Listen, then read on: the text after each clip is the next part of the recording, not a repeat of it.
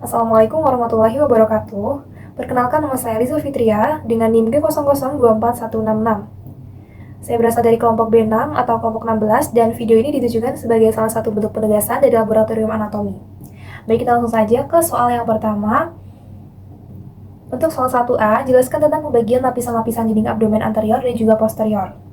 Baik, kita akan mulai dari anterior terlebih dahulu. Di anterior ini ada lapisan-lapisan yang menutupi bagian abdomen.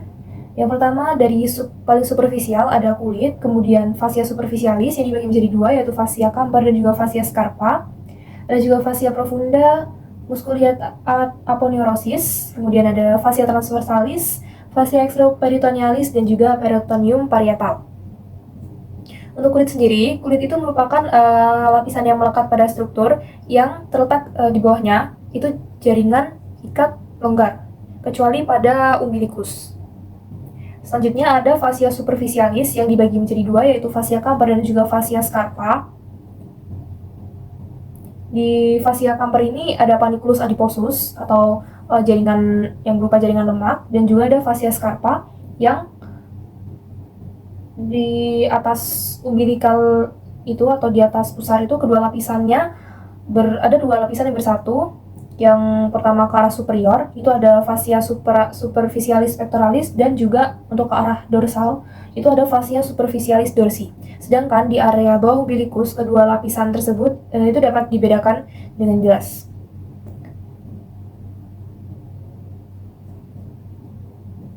Untuk fascia scarpa sendiri itu meluas ke superficial ke arah skrotum, yang nantinya perluasan ini dikenal dengan sebutan fascia dartos. Dan untuk dari dalam area skrotum tadi itu fascia berlanjut menjadi fascia coles yang menyatu dengan lapisan peritoneum yang lebih dalam.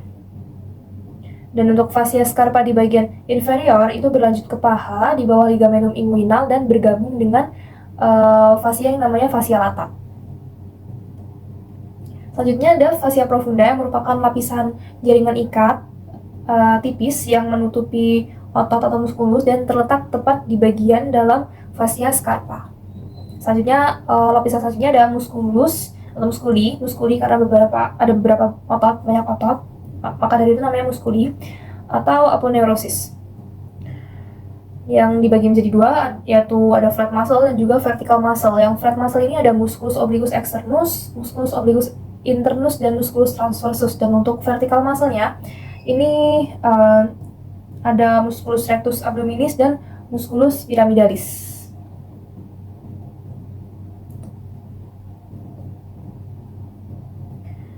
Untuk musculus yang vertikal tadi itu dibungkus oleh vagina musculi recti yang terbentuk oleh aponeurosis dari 3 horizontal muscle. Yang isi dari vagina musculi recti itu ada musculus rectus abdominis, musculus pyramidalis, arteri vena epigastrica superior et inferior, dan ujung terminalis nervi intercostales 6 sampai dengan 11, dan juga nervus subcostalis.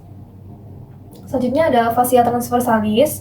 Fascia transversalis ini merupakan lapisan berkelanjutan fascia profundus yang memagari cavitas abdominalis dan berlanjut ke area cavitas pelvis. Nah, untuk fascia transversalis ini yang paling terlihat adalah sebelah dalam dari musculus transversus abdominis.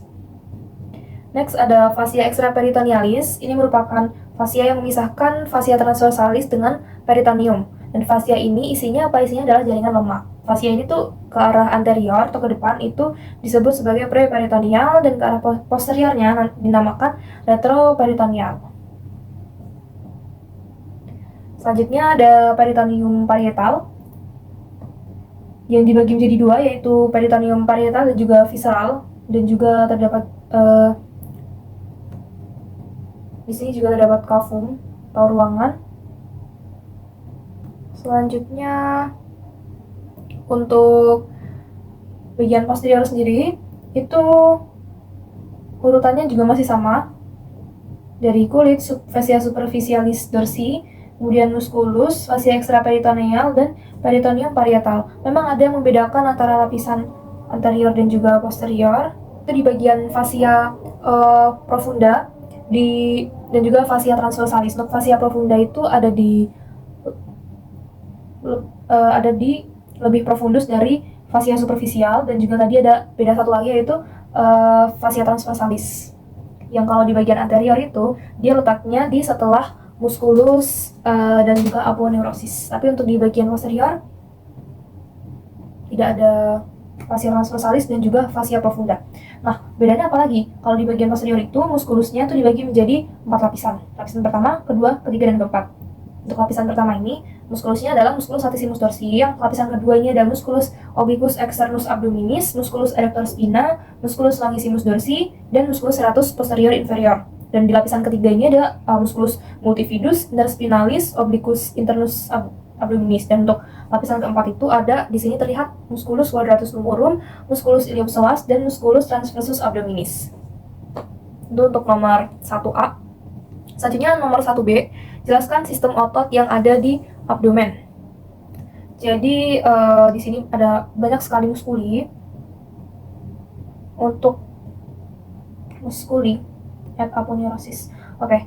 Untuk muskuli di sini itu dibagi jadi dua ya. Jadi ada flat muscle dan juga vertical muscle. Yang flat muscle ini ada musculus obliquus externus, musculus obliquus internus, dan musculus transversus. Dan untuk vertical muscle yang nantinya vertical muscle-nya dibungkus oleh vagina musculi recti, dia dibagi jadi dua, yaitu ada dua musculus, yaitu musculus rectus abdominis dan musculus pyramidalis. Itu yang di bagian anterior. Kalau di bagian posterior itu tadi udah disebutin di nomor 1A tadi, itu ada lapisan pertama, kedua, ketiga, dan juga lapisan keempat. Next, 1C, jelaskan struktur penggantung yang menjaga organ pencernaan tetap pada posisinya. Oke, jadi di organ pencernaan ini ada yang namanya mesenterium. Fungsinya untuk apa? Untuk melekatkan viscera intraperitoneal ke dinding abdomen posterior. Ini tuh merupakan lipatan ganda peritoneum yang luas dan bentuknya seperti kipas, menghubungkan antara jejunum dan ileum dengan dinding posterior abdomen. Dan tadi aku juga sebutin ada mesokolon, mesenterium, sama mesoappendix. Nah, mesokolon ini itu adalah lipatan peritoneum yang menghubungkan antara, kalau namanya kolon ya, berarti menghubungkan antara kolon transversum dengan dinding posterior abdomen mesokolon. Ada juga sigmoideum yang merupakan lipatan peritoneum berbentuk huruf letter balik yang melekatkan kolon sigmoideum pada dinding abdomen. Baik, selanjutnya nomor 2. Jelaskan tentang traktus digestivus superior mulai dari mulut sampai dengan lambung dan bagaimana kompensasi sphincter dan juga gerakan pencernaan ketika seseorang itu sedang makan terlalu banyak. Langsung saja mulai dari traktus digestivus superior. Ini ada cavitas oris, orofaring, esophagus, gaster, dan juga duodenum. Untuk cavitas oris atau mulut, ini dibagi menjadi dua oleh arcus dentalis, yaitu dibagi menjadi vestibulum oris dan juga cavitas oris propria, dan cavitas oris ini membuka keluar itu melalui rima oris dan membuka ke orofaring melalui isthmus oropharyngealis atau isthmus osseum setinggi vertebra cervical 2. Dan untuk batas dari cavitas oris ini, untuk bagian kranial itu ada palatum durum dan palatum mole, dan untuk bagian kaudal ini ada diafragma oris dan lidah. Di bagian lateral ini ada corpus adiposum buccae dan processus alveolaris, mandibula, epaxilla. Untuk bagian anterior itu ada rima oris dan posterior ada isthmus osseum. Selanjutnya ada palatum. Palatum ini dibagi jadi dua, yaitu palatum durum yang lebih keras dan juga palatum mole, yang isinya adalah musculus. Di bagian 2/3 anterior palatum durum ini ada processus palatinus os maxillaris, dan di 1/3 posterior ada lamina horizontalis os palatini. Dan di palatum mole ini terdapat 5 musculus, yaitu musculus tensor velipalatini, musculus levator velipalatini, musculus palatopharyngeus, musculus uvulae, dan musculus palatoglossus. Selanjutnya ada lingua atau lidah. Ini dibagi jadi dua, yaitu pars postsulcalis lingua dan juga pars presulcalis lingua.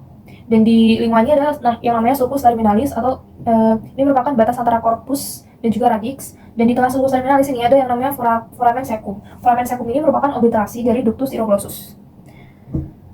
Ada juga musculus yang menyusun lingua. Yang ekstrinsik itu ada genioglossus, ioglossus, styloglosus, dan palatoglossus. Dan yang intrinsik itu ada longitudinalis superior, longitudinalis inferior, transversus lingua, dan verticalis lingua. Ada juga kelenjar atau glandula saliva, yang ini ada yang besar, ada yang kecil. Kalau yang kecil itu jumlahnya itu banyak. Kalau yang besar itu ada 3. Yang pertama glandula parotis, kemudian glandula submandibularis, dan glandula sublingualis. Ada juga dentes atau gigi. Ini merupakan dentes superior tuh nantinya kan banyak gitu. Terus ngebentuk arcus dentalis superior, dan kalau dentes inferior ngebentuk arcus dentalis inferior. Next ada orofaring. Kan kita tahu ya kalau faring itu dibagi jadi 3, yaitu nasofaring, orofaring, dan laringofaring. Kalau orofaring ini membentang setinggi vertebra cervical 2-3, dan orofaring ini berhubungan dengan cavitas oris itu melalui isthmus faucium. Jadi kan kavitas urutannya cavitas oris, kemudian isthmus faucium, baru orofaring. Next ada esophagus. Esophagus ini ada 3 bagian, cervical, thoracal, dan juga abdominal. Letaknya di mana? Letaknya itu di bagian belakang atau posterior dari trakea atau saluran nafas. Dan di esophagus ini ada yang namanya angustia atau penyempitan yang dibagi jadi 3 juga, yaitu superior, media, dan inferior. Angustia superior itu ada di VC vertebra cervical 6, pada musculus cricopharyngeus, dan juga cartilago cricoidea. Dan di angustia media ini ada tempat arcus aorta dan bronchus primarius dextra ini menyilang. Kalau di angustia inferior ini di setinggi vertebra toracal 10, yaitu saat melalui hiatus oesophagus. Next ada gaster yang terakhir, kalau lambung. Gaster ini tuh dia letaknya ada di hipokondriaka sinistra di kiri, kemudian di epigastrium di atas tengah ini, dan juga di umbilicus. Dan gaster ini dibagi jadi 4 bagian, yaitu fundus, cardiac, corpus, dan piloid. Piloid ini dibagi jadi 2, yaitu antrum dan canalis. Dan di lambung ini ada yang namanya LES dan juga UES. Yang UES ini upper esophageal, di esophagus itu ada UES dan juga LES. UES itu adalah upper esophageal sphincter, dan kalau LES ini itu menghubungkan antara esophagus dan merupakan sphincter antara esophagus dan juga lambung bagian atas, yang paling atas dari pintu masuk ke lambungnya itu. Nah, itu ada LES atau lower esophageal sphincter. Tadi kalau pars cardiaca di lambung itu tempatnya yang paling atas. Kenapa kok namanya pars cardiaca? Kardiak itu kan jantung ya. Jadi dia posisinya itu dekat dengan jantung. Kalau fundus itu ada di bagian atas juga sih dia. Dia biasanya berisi gas dan juga makanan-makanan yang, tapi kebanyakan isinya gas. Terus ada juga di antara fundus sama esophagus itu ada namanya cardiac notch itu atau incisura cardiaca. Itu merupakan cekungan kan incisura ya, di antara esophagus sama fundus. Terus ada juga di lambungnya ada musculus sphincter pylori. Ada juga curvatura gastrica mayor, curvatura atau lengkungan. Yang mayor itu yang panjang, yang di bagian semacam di bagian luarnya gitu. Kalau curvatura gastrica minor itu yang lebih lengkungannya lebih kecil. Ada juga orifisium. Orifisium itu kayak semacam pintu masuk gitu. Orifisium cardiacum setinggi vertebra toracal 11, dan orifisium pyloricum itu setinggi vertebra lumbalgi 1. Selanjutnya, bagaimana kompensasi sphincter dan gerakan pencernaan ketika seseorang itu makan terlalu banyak?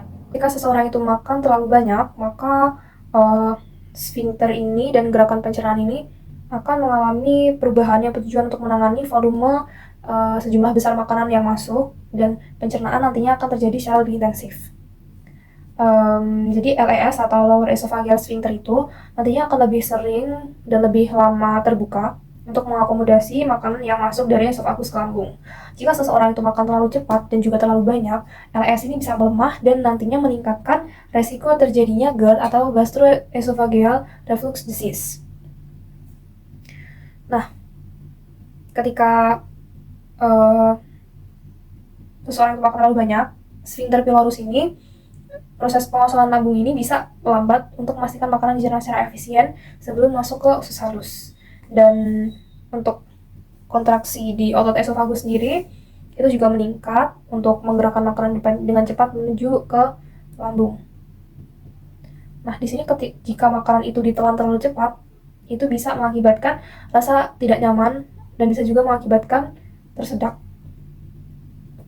Dan di lambung sendiri, lambung itu nantinya akan melakukan gerakan pencampuran atau mixing yang lebih intens untuk menghancurkan makanan menjadi chyme.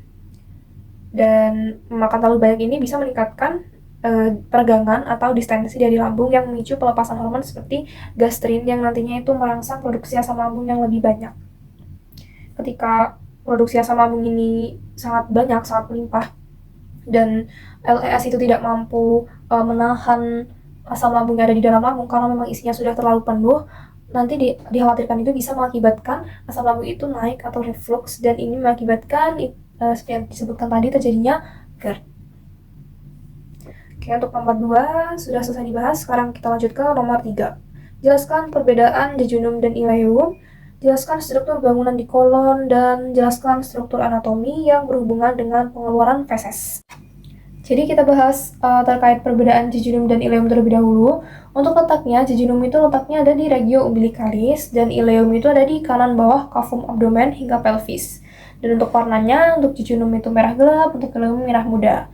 Diameternya lebih besar di jejunum 2-4 dan ileum 2-3. Dinding jejunum itu lebih tebal dan dinding ileum itu lebih tipis. Untuk vaskularisasi di jejunum itu lebih banyak dan di ileum itu lebih sedikit. Untuk vasa rekta di jejunum lebih panjang dan di ileum lebih pendek. Nah, arkats di jejunum itu hanya ada 1-2 tingkat. Kalau di ileum itu arkatsnya itu bersusun-susun, banyak dan kompleks.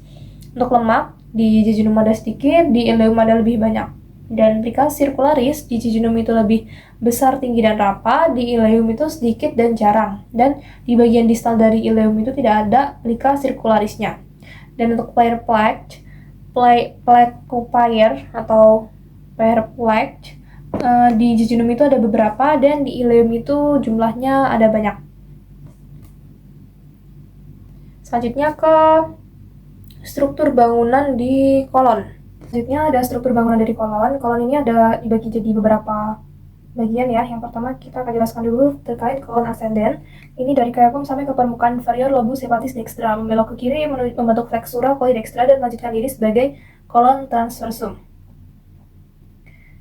Ada juga kolon sigmoideum. Ini melanjutkan diri ke rectum. Nah, kolon sigmoideum ini bentuknya seperti huruf S. Untuk kolon transversum sendiri, ini berjalan menyilang abdomen mulai dari flexura coli dextra sampai ke flexura coli sinistra. Untuk kolon descendent ini terletak pada wadah kiri atas dan bawah, berjalan dari flexura coli sinistra sampai ke tepi pelvis. Dan ada struktur atau bangunan-bangunan yang penting yang ada di kolon.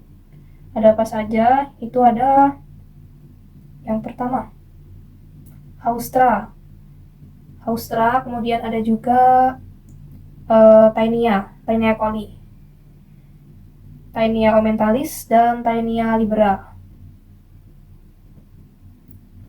Ada juga plica semilunaris, appendix epiploica, dan sulcus paracolici dextra et sinistra.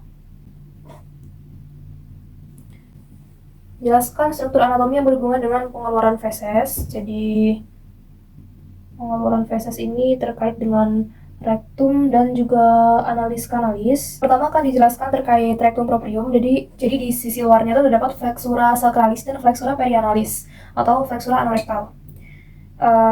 Flexura anorektal ini membantu menjaga kontinensi tinjam lowi tonus otot puborectalis, bagian dari levator ani. Saat defekasi itu, fleksuranya menjadi tegak dan tinjanya bergerak ke analis kanalis, dan di sisi dalamnya yaitu tunika mukosanya terdapat lipatan-lipatan transversal yang disebut plica transversal recti. Dan di bawah plica transversal recti ini, rectum mengalami dilatasi membentuk ampula recti dan terletak langsung di atas dan didukung oleh diafragma pelvis atau levator ani dan ligamen anococcygeal. Ada yang namanya ampula recti yang memiliki kemampuan untuk relaksasi karena fungsinya untuk menerima dan menahan akumulasi massa tinja sampai dikeluarkan saat buang air besar. Nah, jadi ampula recti ini penting sebagai elemen dalam mempertahankan konsistensi dari tinja. Dan ada zona transisi dari rectum ke kanalis-analis yang ditandai oleh linea anorectalis atau anorectalis junction. Dan areanya ini dicirikan dengan adanya perubahan dari plica transversalis recti jadi plica longitudinal analis kanalis.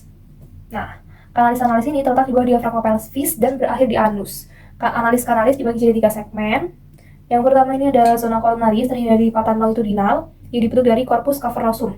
Epitelnya itu kolumner atau kuboid dan pecten analis ini adalah epitel squamous kompleks dan non keratinisasi yang menimbulkan zona putih di mukosa. Ada juga zona kutanea yaitu kulit bagian eksternal dibatasi secara tidak konsisten oleh linea anokutanea.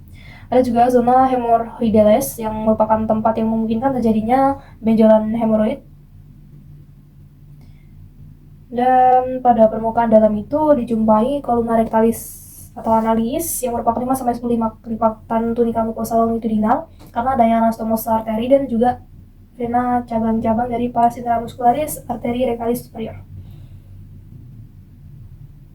Ada juga terkait pengeluaran dari tinja itu otot-otot yang mempengaruhi itu ada musculus sphincter ani internus itu otot polos, musculus corrugator ani yang merupakan otot polos juga, dan mereka tuh bekerja secara involunteer atau tidak sadar. Dan ada musculus interani externus yang merupakan otot skelet, jadi dia volunteer atau bekerja secara sadar, dan musculus puborectalis ini juga merupakan otot skelet yang bekerja secara volunteer.